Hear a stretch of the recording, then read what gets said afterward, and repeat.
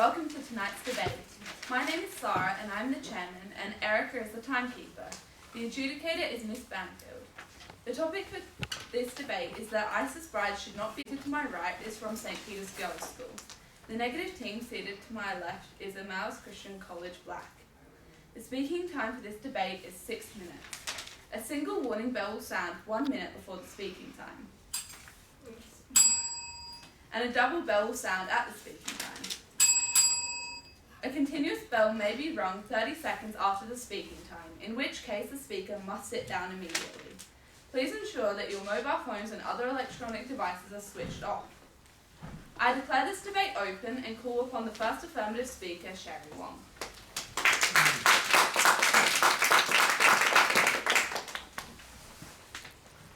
Good evening, Madam Chairman, ladies and gentlemen. The topic for tonight's debate is that ISIS brides should not be allowed to return to Australia.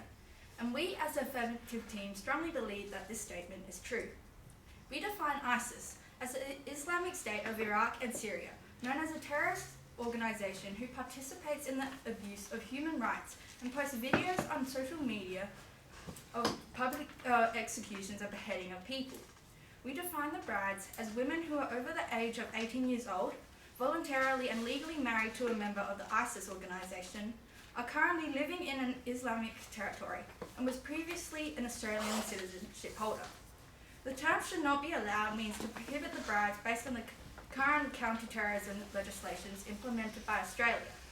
Lastly, we define return as not only to physically come back to Australia, but also the act of coming back to Australia with full citizenship rights and immersed in Australian culture and democracy.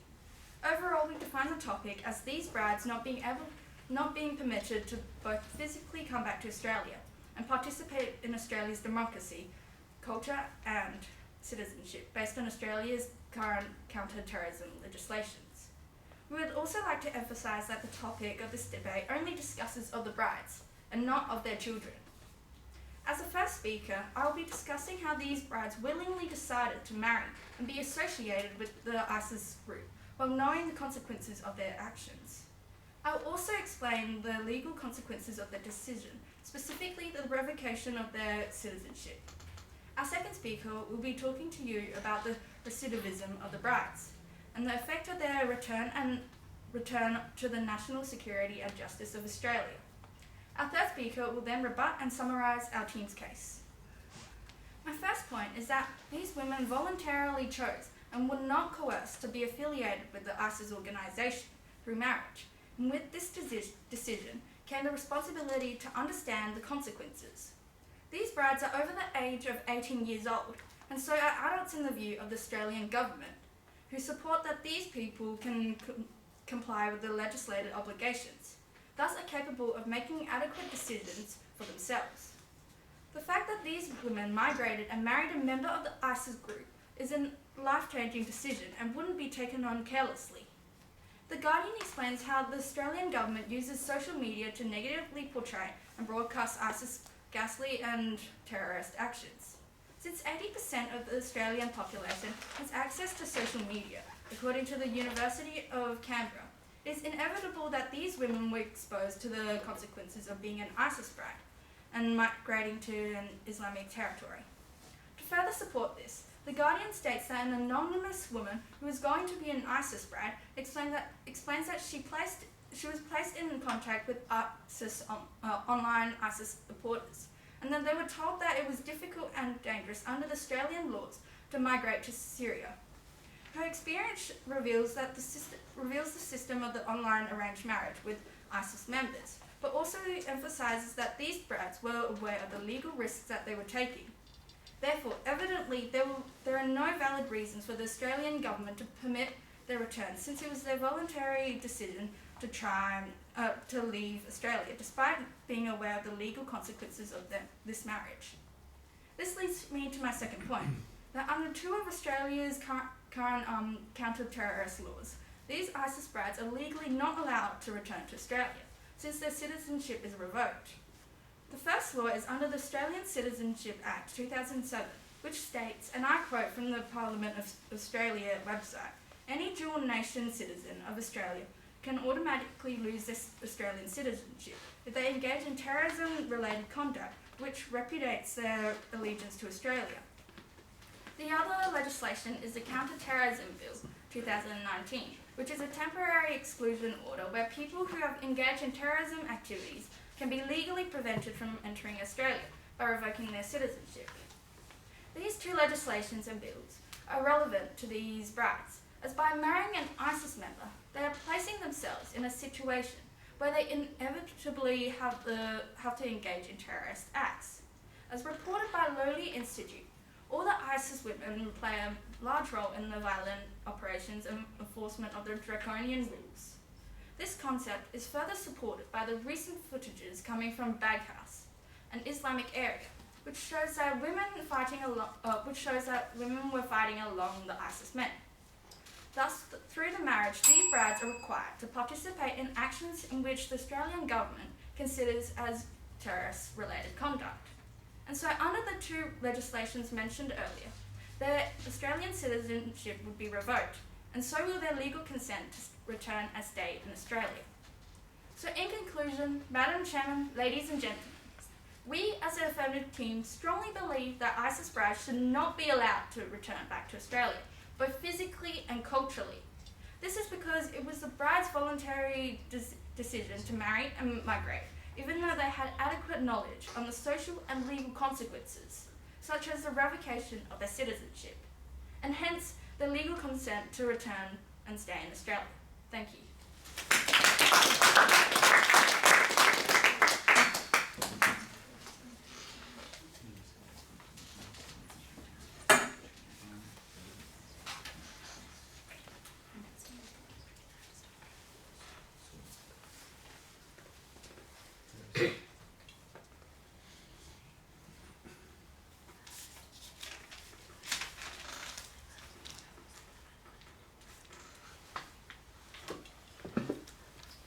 First negative speaker, Hannah Economides.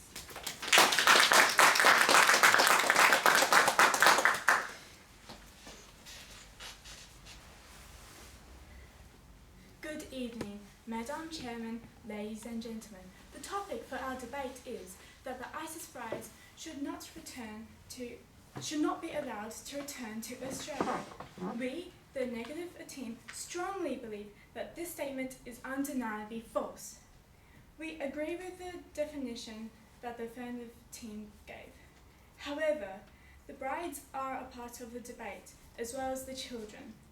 The children are still relevant to the debate as the brides are the legal guardians of the children. So they are attached to the brides. They cannot be separated, and that is what this debate is kind of about. I will be As first speaker, I will talk about that it is Australia's responsibility to punish its own citizens, and that it is irresponsible of Australia to leave the care or punishment of these criminals to less financially advantaged countries. Our second speaker, Nitha, will be talking about how we should consider the well-being of the children of the ISIS brides, how the children are in danger of becoming the new generation of terrorists if they remain in Syria, and how the one-size-fits-all approach is not appropriate for this situation. Our third speaker will rebut and sum up our team case. I will be discussing 2 points. My first point is that it's Australia's responsibility to investigate, put on trial and punish their own citizens who have broken the law. Many of the ISIS brides are Australian citizens, which makes it Australia's responsibility, not Syria's or Iran's, to punish them appropriately for breaking terrorism laws. Australia, as a government and country, has responsibilities to its own citizens, just like Syria's and Iran's to their own. It is Australia's responsibility to take care of Australian citizens, regardless of whether these women have or haven't committed crimes, either knowingly or not. Not to mention, it's impossible for the Australian government to strip them of their citizenship, as the ISIS brides aren't dual citizens. If they were, that would be an option, but they're not. as mentioned, stated in the Interpreter website. I ask you to remember back in 2015 when the execution of the two Bali 9 members took place. Australia publicly expressed their disapproval of the execution. They objected to the treatment of the Australian citizens. Now, leaving the ISIS brides in the refugee camps in Syria and Iran is leaving these countries to punish Australia's criminals, just like Indonesia punished the Bali 9. Australia strongly objected the executions of the two Bali 9 members, but now it is perfectly fine with Syria and Iran punishing Australian citizens. This sends a mixed message to the world, and it is frankly irresponsible and flighty of Australia. Therefore, it is Australia's responsibility to the people, their nation and the world to bring these women back to Australia so that Australia can appropriately punish their own citizens. Now to my second point. It is highly irresponsible for Australia to leave the punishment and or care of these women to another poorer country. Appropriately punishing these women, most of whom, as mentioned in my last point, are Australian citizens, would be expensive. It would therefore be irresponsible of Australia to leave a struggling country with this responsibility. So let me ask you this one question. Why should Australia leave Syria to deal with its own citizens who are rightfully Australian? According to the website Country Economy, Syria's gross domestic product is ranked 122nd in the world, while Australia's GDP is ranked 13th, clearly showing that Australia is a far richer country than Syria. In addition to this, the Borgen project showed that 82.5% of Syrians are living in poverty, so forcing them to use their money and resources to care for, detain, or punish these women is irresponsible and hypocritical of Australia. It's not right for Australian citizens to be in another country that clearly have financial problems.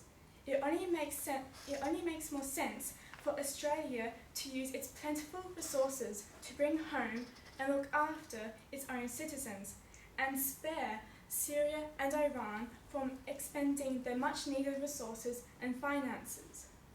So, Madam Chairman, ladies and gentlemen, in conclusion, it is vital that Australia brings the ISIS brides back to Australia so that they can be appropriately punished, as it is their responsibility to deal with their own citizens.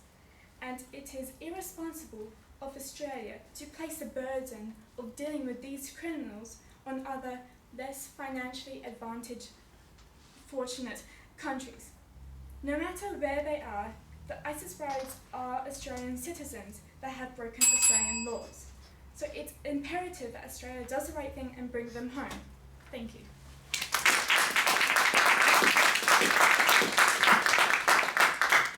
I call upon the second affirmative speaker, Saskia Jeanette.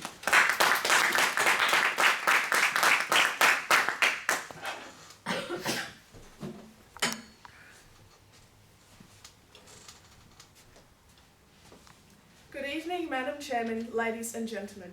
The topic for tonight's debate is that ISIS brides should not be allowed to return to Australia, and we, the Affirmative team, firmly believe that this statement is true. As second speaker, I will be discussing how by returning to Australia, there is a high risk of recidivism for the brides, which endangers the Australian community as well as our national security. But before I begin, I'd like to point out some obvious flaws in the opposition's argument.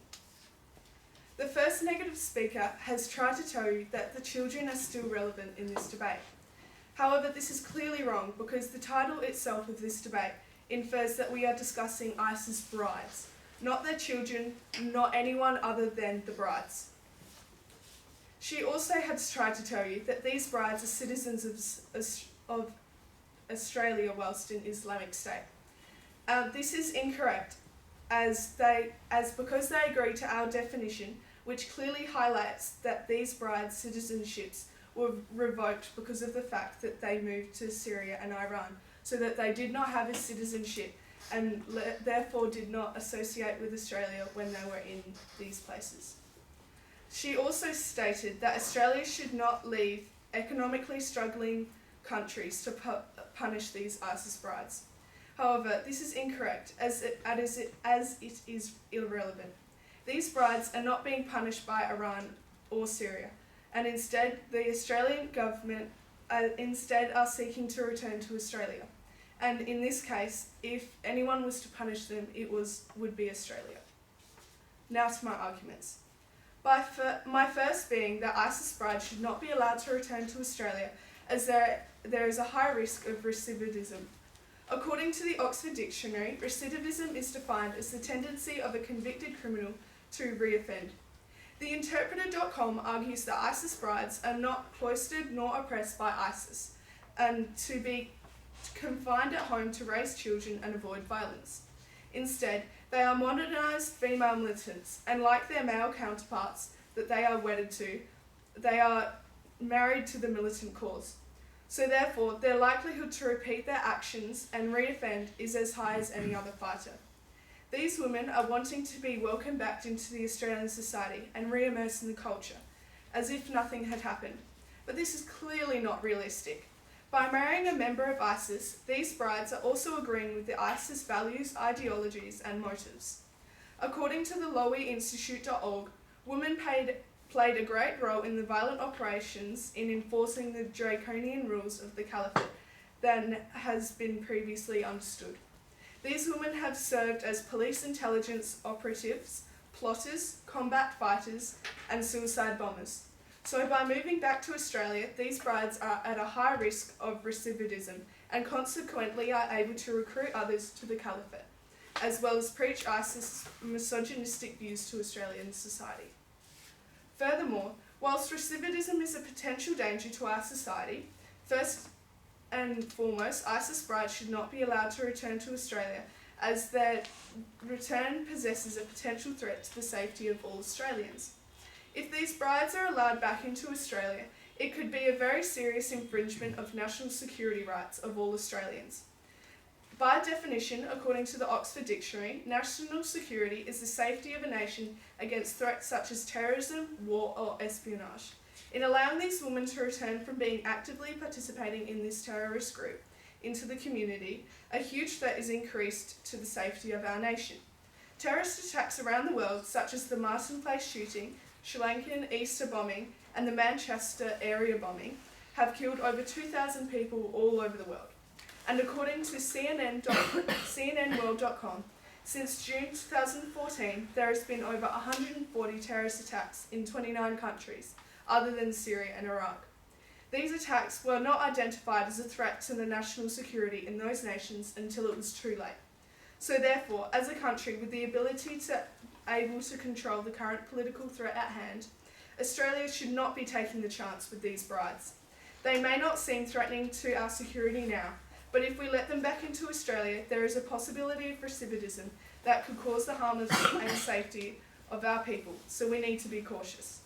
Because of this risk, according to abc.net.au, the Morrison government has vowed that Australia would not be expending any resources or offer any assistance in bringing Australian ISIS supporters back, due to the fact that the government's main priority is that of the safety of the entirety of the country.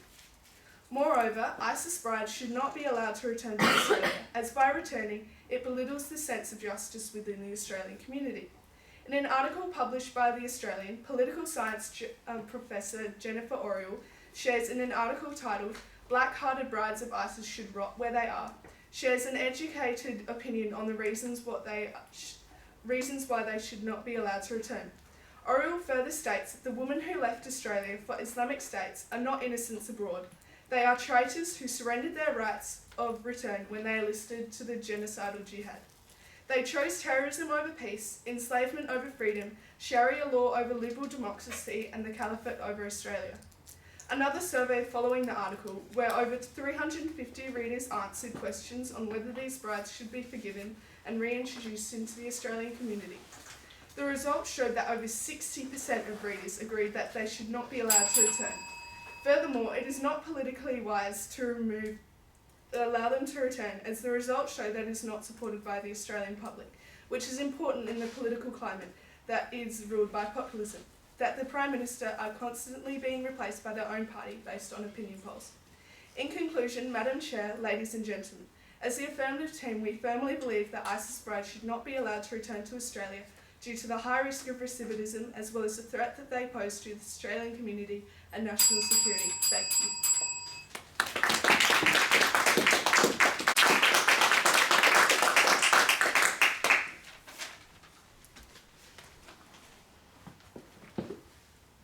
Good afternoon, Madam Chairman, ladies and gentlemen.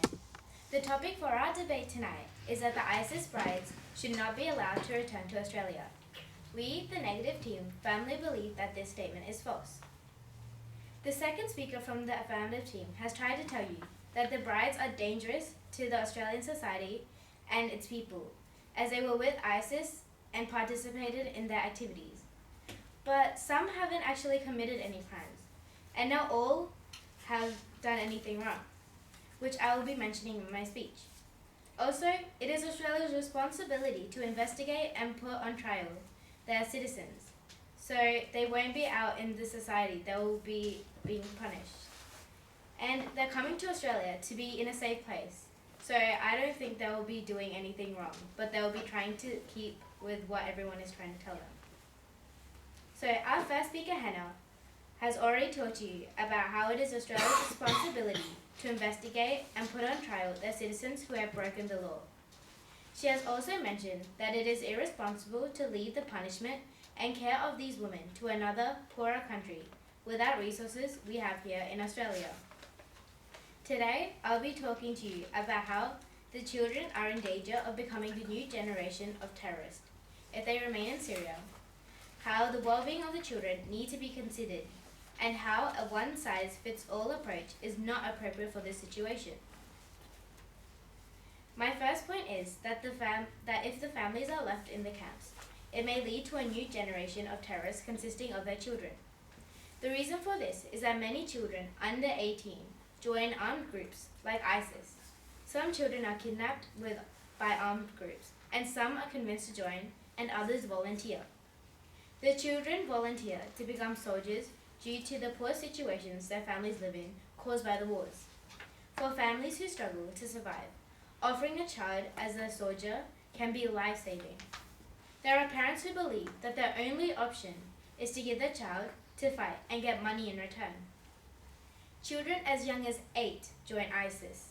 There are also ISIS teachers who teach girls as young as 10 and push them into jihad. They tell them that they'll become martyrs and reach heaven. Sometimes if a child doesn't join by the age of 16, they're killed and sometimes even tortured. This information was found in the Borgen Project. By leaving these children who have done nothing wrong in the camps, will not only bring them to not bringing them to Australia, will have a chance of causing a new generation of terrorists. My second point is that we must consider the well-being of the children and the ISIS brides. These children are Australian citizens through birth, and they're not to be punished for the crimes of their parents. These children are innocent, but they've been born into a life of suffering due to the wrongdoings of their parents. However, what should be done with them? Would it be ethical to allow the children to return to Australia without their mothers? We believe it would impact the children's well-being detrimentally and bring the children without their mothers. A woman thought to be Zahara Duman has 2 children. The 3 of them live in a refugee camp in northern Syria. According to her, her child is malnutrition and anorexic. She needs to be taken to a hospital and needs to be given milk. But they're not allowed to leave to the hospital. Just because of the mistakes she has made doesn't mean the kids need to suffer as well. Like she said, the children should be allowed to at least be treated like normal children. This information was found on the ABC website. The children should be allowed to come to Australia and be able to live a normal childhood surrounded by a positive environment and not a violent one like the environment in Syria. The children should be brought to Australia, but it is not right or fair to bring the children to Australia without their mothers. They shouldn't have to come to a strange new place where they don't know the language or anything, without someone they know, who they've spent most of their lives with. It's just wrong to bring them by themselves. My third and final point is that the one-size-fits-all approach is not appropriate for this situation. The reason for this is that the brides may not have broken any law, and some weren't even aware of what they were getting themselves into. Everyone's circumstance is different. An example is Affirmative. She married a British Jihadi because he promised her a secure future, and without knowing and saying that they were going on a holiday, he took her on a highway from Turkey to Syria. When she found out and asked him, he told her that it was his surprise for her, that he married her to help her from the enemy. Like her, other women had no knowledge of what was happening, and they shouldn't not be allowed to come to Australia for this reason. Along with that, not all brides might have committed any unlawful crimes. According to Ben Saul, a professor of international law at the University of Sydney, even if they were sympathetic to Islamic State goals, that doesn't mean that they themselves had committed any war crimes or terrorism, and it doesn't mean we should give up on them. This was found on the ABC website.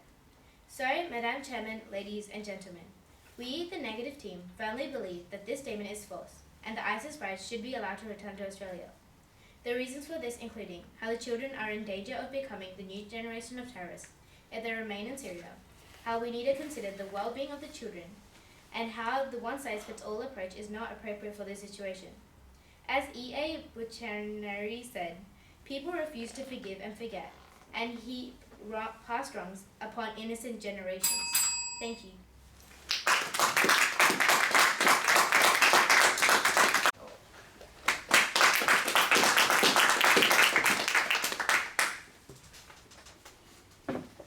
Good evening, Madam Chairman, ladies and gentlemen. The topic for our debate is that ISIS brides should not be allowed to return to Australia. We, the Affirmative team, believe that this statement is true. Before I summarise my team's case, I would like to thematically address some flaws in the opposition's argument. I will begin by discussing the theme from the opposition's argument that from a moral standpoint, ISIS brides deserve to be allowed into Australia, as they are Australian citizens first and foremost, so punishing them is Australia's responsibility. Nevertheless, this reason alone does not justify the brides being automatically given back their citizenship or viewed as innocent. The ISIS brides have breached the Australian law, as discussed by our first speaker, and are a serious safety threat to the community. They left Australia voluntarily, knowing that their citizenship would be revoked if they became involved with ISIS, and expecting the consequences of this. Many of these women didn't think that they would ever want to return, but this doesn't mean that after the crime they have committed, we should bend the rules when they decide to change their minds. According to foreignaffairs.com, it's not fair to place the responsibility on the ISIS brides' home countries, because these individuals are representative of views that their home countries are evidently against. The fact that they have violently acted against these views illegally is the reason that we have to think twice before allowing these women to return. As part of this theme of responsibility, the first negative speaker also tried to tell you that Australia's resources mean that we should be the ones to bring home and look after these ISIS brides. However, they also said that Australia is responsible for punishing them. This is not only contradictory, but neither of these circumstances are Australia's responsibility, and neither would be safe.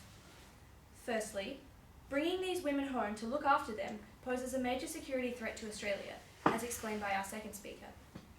And secondly, bringing them back to Australia to be tried and put in prison goes against our definition of returning to Australia, which the negative team agreed with, which explains that returning to Australia to be put directly in prison is not relevant, and we are discussing the return of these brides as their immersion in the same Australian culture that they were a part of before moving to the Islamic State. The next theme from the negative team's case is the well-being of children. However, as we have outlined, the children are not relevant to this topic. We are solely discussing the brides themselves. Additionally, we are not necessarily saying that the children should stay in refugee camps. As the children have not had the opportunity to form their own beliefs, we agree that the children should be allowed to return to Australia.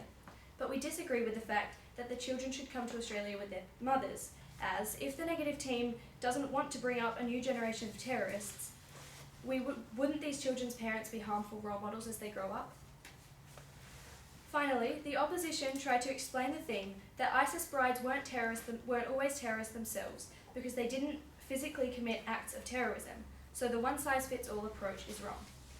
However, it has been proven that exposure alone has a clear impact on ideology. In this case, this means that since the brides have been fully exposed to ISIS beliefs and ideology, this will have an inevitable impact on their morals and beliefs, regardless of whether or not they participated directly in the most physical of terrorist activities, such as shootings, bombings, and decapitations. The American Psychological Association conducted a study on the motives of 60 past terrorists, which revealed that one of their key motives in becoming active terrorists was being around people supportive of the cause. This study is very relevant to ISIS brides, as it proves how easily it is for someone to adopt their beliefs and ideologies that they're surrounded with. By moving to the Islamic State to be a part of ISIS, it's inevitable that these women were surrounded by the harmful and violent views of the terrorist group, and the fact that they chose to take part shows just to what extent their motives were influenced by ISIS. I will now summarise my team's argument. Our first speaker outlined that moving to the Islamic State is a decision that was made voluntarily by these women, and explained that it would be highly unlikely that they could have made this decision without full knowledge of the social and legal consequences. She went on to highlight the legal side of this argument, and provided quotes from the Australian Parliament's counter-terrorism laws to support the fact that it's not Australia's responsibility to take back these women, as they left knowing that their citizenship would be revoked if they took part in the terrorist activities of ISIS.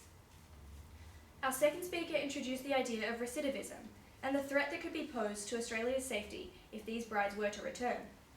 She discussed that these brides are not innocent as they took part in the same terrorist activities as any other ISIS fighter, regardless of gender. These women should thus be treated as what they are, a threat to our national security. She went on to explain that this issue should be considered with the same caution as any other criminal activity, as their likelihood to reoffend is a risk that we can't overlook.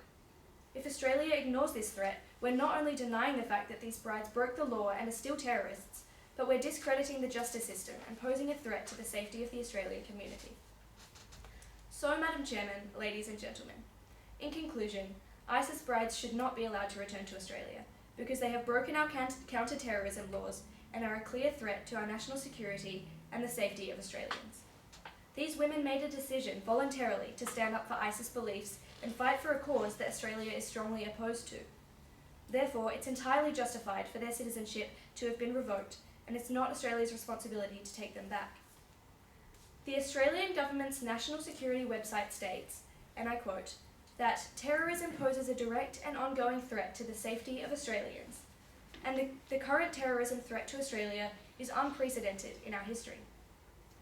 Furthermore, allowing these ISIS brides to return is too big a risk to take, and keeping them out of Australia is a major step closer to staying safe and improving our national security. Thank you.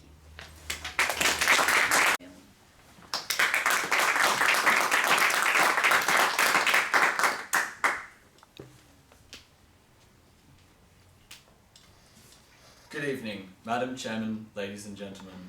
The topic for our debate is that ISIS brides should not be allowed to return to Australia. We, the negative team, firmly believe that this statement is false. The affirmative team tried to tell you that children are not part of the debate. However, the children are still relevant to the debate, as the brides are guardians of the children, and the children are therefore legally attached to them. They also tried to tell you that the brides should not be punished as they are not Australian citizens, as their citizenship had been revoked when they committed crimes. While it is true that the bride's citizenship can be revoked if they have dual citizenship, however, the dual citizenship is not confirmed, and it needs to be proven in an official investigation. As the affirmative team defined the debate, the brides which are Australian citizens are the only brides which we are debating about, and the brides with revoked citizenships are therefore not included in our debate. And as our first speaker said, it is therefore Australia's responsibility to deal with them appropriately if they are citizens. The second speaker also tried to tell you that it is unsafe to keep them in Australia. However, the ISIS brides have not been convicted of any crimes as of this point in time, and to say that they are dangerous criminals is unjustified. As our first speaker said, it is Australia's duty to trial its own citizens for international crimes. But until we do that, it is wrong to assume that these women are criminals. As our second speaker said, exposure to terrorism isn't a crime, and some of these women have been deceived into travelling to the Middle East. If they are not convicted of real crimes, then they are no more danger than anyone else in Australia, and if they are, they will be placed into Australia's incarceration and rehabilitation system, which is designed to prevent reoccurring offences. In prison, they are not allowed contact with the wide public, and therefore cannot preach their anti-Australia views.